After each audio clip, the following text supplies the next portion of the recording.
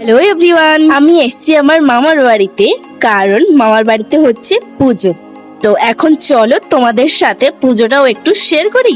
আমার বাড়িতেই মন্দির রয়েছে, তাই জন্য প্রতি বছরই পুজো হয়। এবছরও পুজো হচ্ছে, চলো পুজোটা দেখি।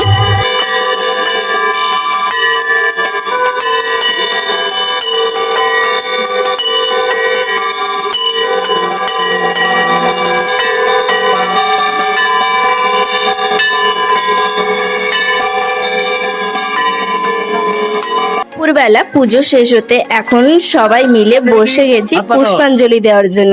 আমি, মামি, মামা সবাই মিলে পুষ্পাঞ্জলি দেব। তো এক জায়গায় হয়ে বসে পড়েছি সবাই। পুষ্পাঞ্জলি দেওয়ার সময় সবাই যে যার মতো বসে গেছে, আর আমি আর আমার দিদি একেবারে প্রথমে গিয়ে বসছি। তো বসে বসে দুজন এখন গল্প করছি, কারণ পুষ্পাঞ্জলি শুরু হয়নি।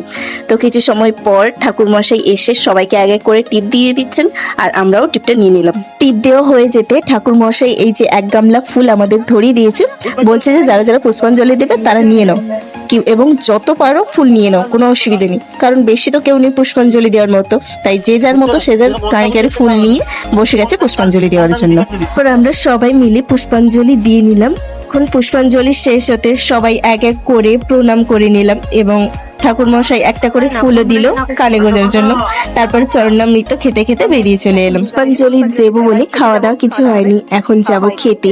তো চলো দেখা হচ্ছে আবার নতুন মিনি ব্লগে। তোমরা খাবে তো চলে এসো।